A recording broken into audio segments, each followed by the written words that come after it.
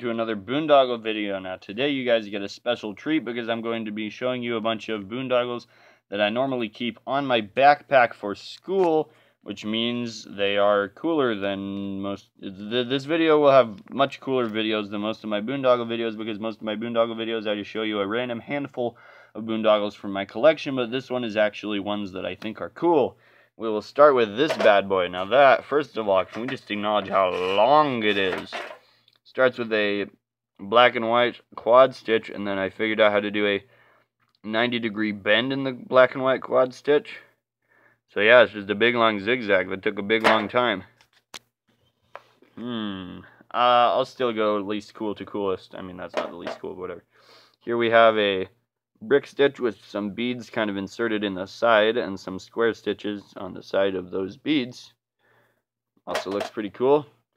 Most of these are longer than the rest of my collection because as I've boondoggled more and more, I've just made my boondoggles longer and longer.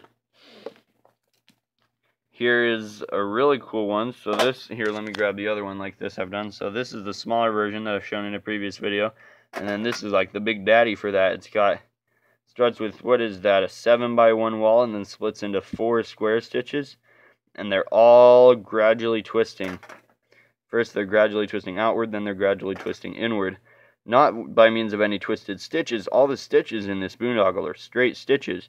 But before I connected it all together, I twisted the actual boondoggles themselves around as a whole, similarly to if you're going to do like that, you know, 20 your boondoggles, that's kind of what I did. Now you all saw what brand of socks I wear. I just showed all the boondoggles on the camera. That was scary. Next is this. Now this is a, I don't even know what to call it, stitch, because if you can see, it's not 4-sided. In fact, it's only 2, it has 2 curved sides. So yeah, I don't even know how to explain how to do this one. It's kind of like 2 of those super duper triangle ones connected. It's like a quad, but then with like pokes on 2 sides coming out of it. Anyway, I really should do a tutorial on things like this because I've never seen this stitch out in the wild before. And I'm sure a lot of you want to know how to do it. So yeah, it just has 2 sides. It's just this side and that side. There's no other sides. Yeah, I really don't know how to explain how to do this without actually showing you like how it is when you're actually making it, you know? Same with this one. This is like that, but crazier. So in the heart of all this, there is a quad stitch, and then there's like these spikes coming out of each side. So I don't know how to show you, kind of like that. Does that help? You kind of figure out what this is. The top doesn't help as much because I started with some strings and then gradually added to get to the actual stitch, and it looks really ugly. But yeah, this one didn't cut the strings quite long enough. Really would have liked to make this a lot longer than it is, but anyway, yeah, I'll show the bottom again. Kind of how this looks. If you guys want a tutorial on any of these, then tell me, and there is a slight chance that I will make one. Okay, next we've got this bad boy. So this starts with a super fluted columns, so it's just the fluted column stitch, but everything is doubled. And then it splits into 4 super triangle stitches, which are like the triangle stitch, but everything is doubled. Another stitch that I don't think many people know how to do. I'm showing a lot of stitches people don't really know how to do. If you're smart, you'll figure it out. Then goes back to the super fluted columns, then goes to a super twisted fluted columns, which I think looks really cool, honestly. And then repeats everything again. This one is going to look nice on my backpack, and it has one of these kind of unique twisty hooks that you untwist like that. And attach it and then retwist it on. Okay, anyway. Another twisty hooker.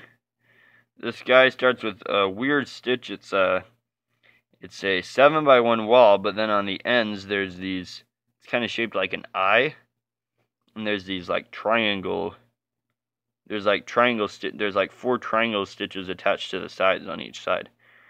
And then those kind of flip down, and as you can see, this one's gradually twisted, which is, funnily enough, by mistake when I first made this, It's going down, then split it into the corkscrew stitch with these they're like a brick stitch but with an extra triangle shaped thing on each side. And I actually did 8 right there, but 8 stitches right there, but 6 stitches right there on accident. Then kept going and then realized it was slightly tilted, so I just did that the whole way around, or the whole way down, so it would look bent overall. So it's bent, whatever. Here's what the side looks like. You can see there's 4 blue dots per time on this side, and then only 3 blue dots per time on this side because of the bend. Alright, here's this. The boondoggle with a lot of beads that I made while I was at a scout camp where I had access to free infinite boondoggle and free infinite beads, which was a very cool camp. Starts with a 5x1 wall, then goes into these 4 beads, 5x1 wall, 4 beads, and then in the middle I actually did kind of one of those bead projects that many of you have probably done before. I just took away almost all of the strings, had to put some blue strands kind of strapping around to secure everything, went on and then re-added a bunch of strands so it would look symmetrical on each side. Alright, 2 more. First of all, we have this bad boy. So this starts with, again, a nice unique hook. And then it starts with a 4x1 wall with another 4x1 wall attached that way. So it's like if you were going to make a 4x4 scuba tunnel, but you only did 2 sides of it. So it's like that, and then it actually splits into kind of this, or not splits, but it changes into this kind of X-shaped stitch. So it's again 2 4x1 walls, but they're attached in more of an X that I can't show you because I'm holding my phone with one hand, so I can't do things with 2 hands. And then it goes into an X that's inverse of that, and then it goes again into the half Scooby tunnel, and then it goes back and forth. I really like how this one turned out. Another one of those that I've never really seen anyone else online do anything like this. And then the other side.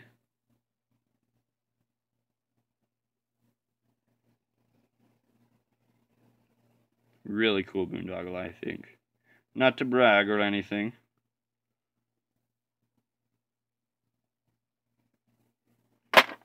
And if that wasn't enough green and yellow for you, here's my last one. Now, I made this before Jonathan released all his sword videos. So I take full credit for the sword, Jonathan. Ha ha ha. So it starts out with a 5x1 wall. Two twisted stitches, 5x1 wall, 2 twist stitches, does that for a bit, and then it twists into a hexagon stitch in the middle, and then these 2 zipper stitches on the outsides, which when I keep this in its little, I made like a pegboard thing to kind of train this to stay like that, in that shape, so when it's trained, which it's been in a bucket for a long time, but when it's trained, it'll look just like a nice dagger. Right now the blade of my dagger is slightly bent because this doesn't have a wire in it or anything like I'm sure Jonathan's long sword did. And then it goes into this stitch that's like a 5x1 wall, but it has the points on the side, so it's like a blade, like a sword. So again, and only 2 sides to here. There's no sides. There's no side right there. There's just slightly curved sides on the front and back. And I did that stitch for a while, and then gradually removed strands, so it would have a tip like a sword.